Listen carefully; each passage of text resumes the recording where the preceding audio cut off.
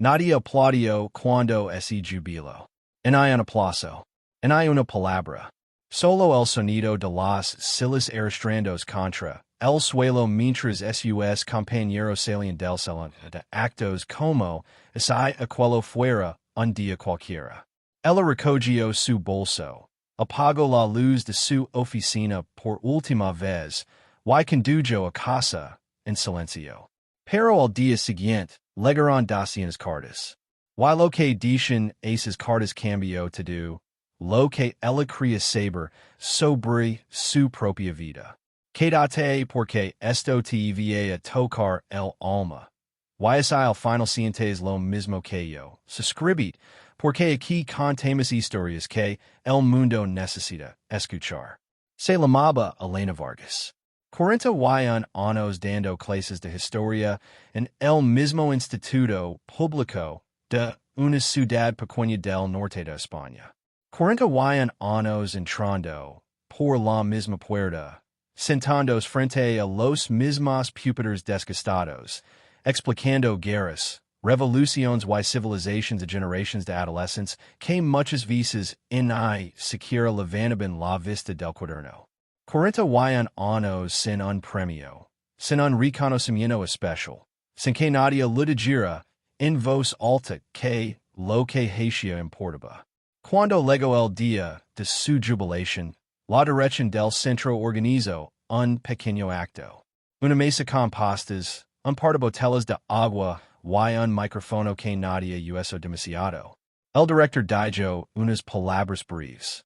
Algo sobre la dedicación, sobre los años de servicio, sobre los nuevos retos que lo esperaban en esta nueva etapa. Palabras correctas, palabras vacías. De los 200 profesores del claustro vinieron once. Algunos llegaron tarde. Dos y fueron antes de que terminara.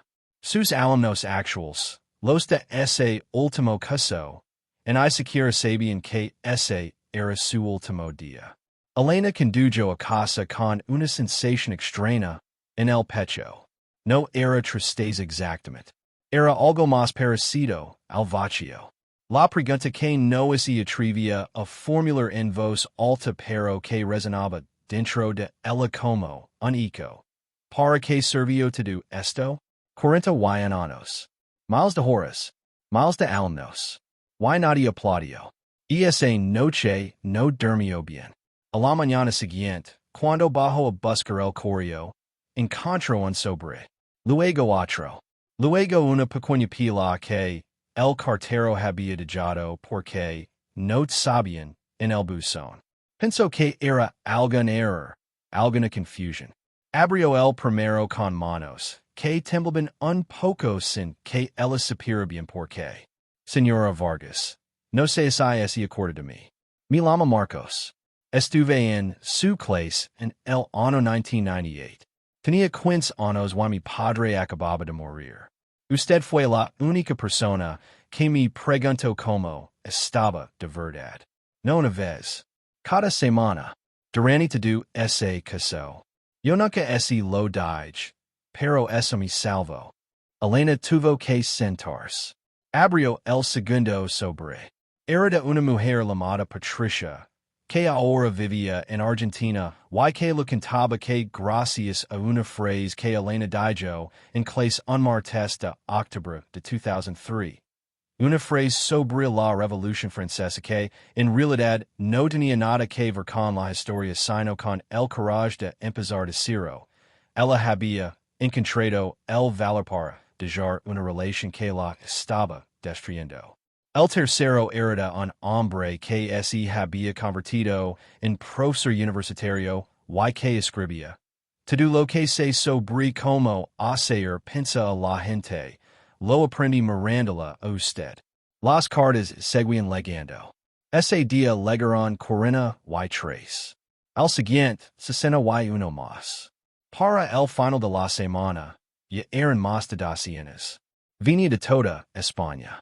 De México, de Francia, de Alemania.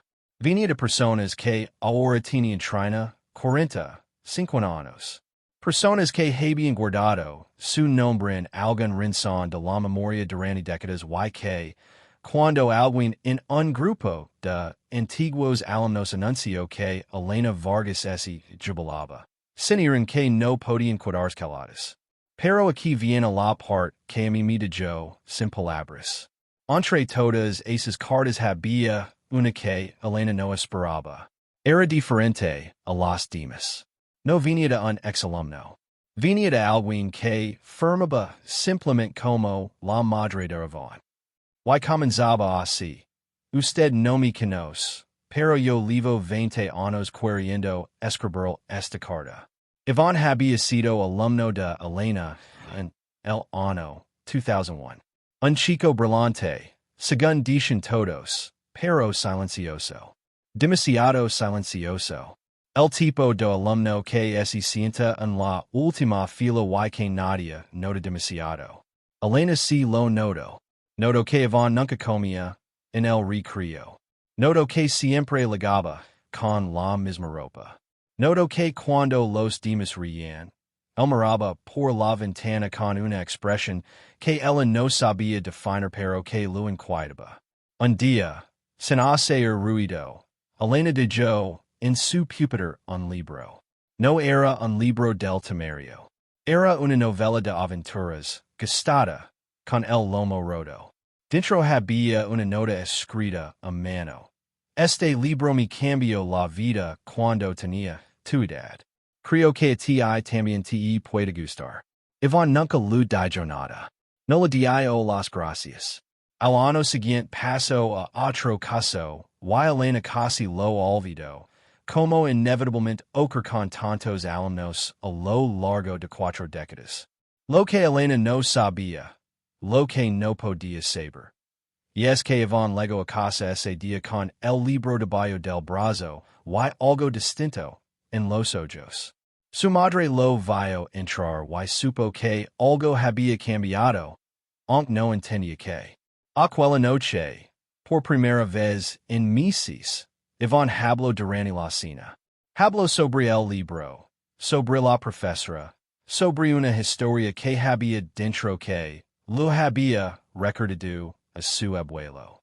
Lo que la madre lo explicaba en esa carta es que Iván había estado pasando por un momento muy oscuro, que ella había encontrado cosas en su cuarto que la habían aterrorizado, que llevaba semanas sin saber cómo ayudarlo, y que ese libro y esa nota, ese gesto silencioso de una profesora que simplemente había prestado atención, fue el punto de inflexión. El hilo que tiró todo hacia arriba en lugar de hacia abajo. Iván tenía ahora 36 años. Era ingeniero. Tenía 2 hijos. Vivía en Valencia y, según escribía su madre, era la persona más alegre que ella conocía. Usted no aplaudió en ningún acto. No recibió ningún premio. Pero usted lo devolvió a mi hijo. Y yo necesitaba que lo supiera. Elena leo esa carta 4 veces. La quina no pudo terminarla. Hay algo que esta historia me hace pensar y que no puedo dejar de compartir. Vivimos en un mundo obsesionado con los resultados visibles, con los aplausos, con los reconocimientos públicos, con los likes, con los premios, con los momentos que se pueden fotografiar y mostrar. Y sin embargo, las cosas que más cambian vidas, las que de verdad importan, casi nunca ocurren en el escenario principal. Ocurren en los margines, en una nota dentro de un libro, en una pregunta hecha con cuidado un martes cualquiera, en alguien que decide mirar cuando todos los demás miran hacia otro lado.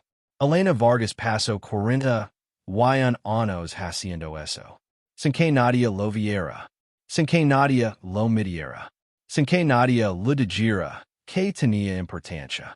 Y cuando finalmente el mundo le dijo la verdad, llegó en forma de docenas cartas y una madre que llevaba 20 años guardando las palabras que necesitaba escribir. Hoy Elena tien esas cartas en una caja de madera que puso en la mesilla de noche. Dice que cuando se despierta y no sabe muy bien para que levantarse. Abre la caja, saca una carta al azar. Y siempre, sin excepción, encuentra la respuesta. No sé quién necesita escuchar esto hoy. Pero estás haciendo algo que sientes que nadie ve. Estás poniendo energía y cuidado en algo que parece no tener eco sigo. Porque el eco existe. Solo que a veces tarda 40 años en llegar. Esta historia te movió algo por dentro. Ya sabes lo que tienes que hacer. Suscribid. Aquí hay más historias como esta, esperando.